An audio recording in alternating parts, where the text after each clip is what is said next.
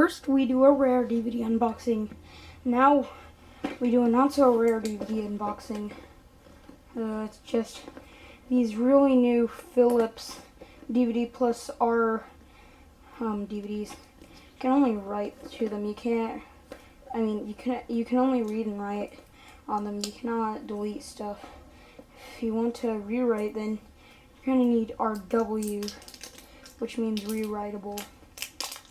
Okay.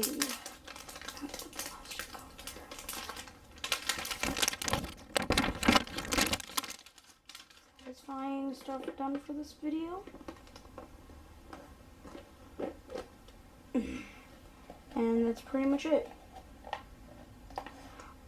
Okay guys, so it turns out this DVD case is broken. Whatever. Well, it was only $7, I can't complain. And also it's 50 DVDs, so I can't really complain at all. Bye.